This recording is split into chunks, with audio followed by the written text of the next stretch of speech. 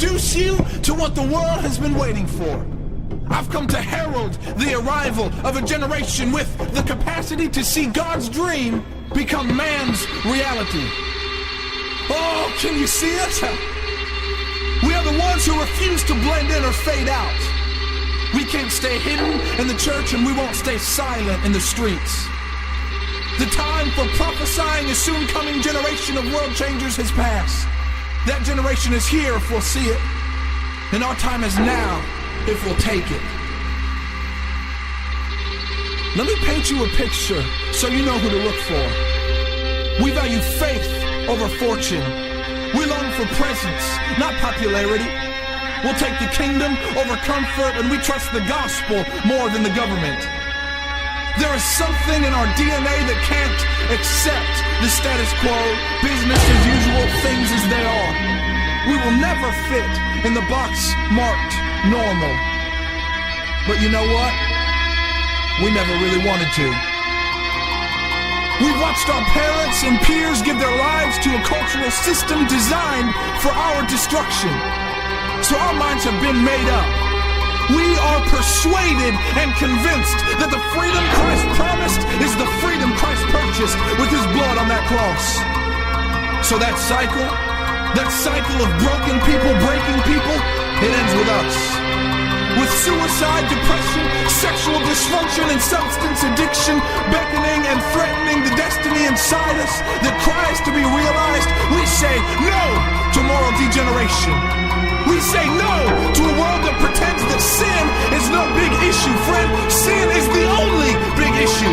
We say no to the idea of just fitting in to this broken system. The time for change is now.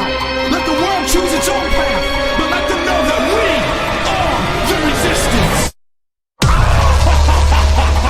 Let history show that there was a mighty generation that arose from the ashes of religion, from the broken cycle of humanism and cultural irrelevance, to take their place, seated and established as the new standard of righteousness in a culture that mocks purity.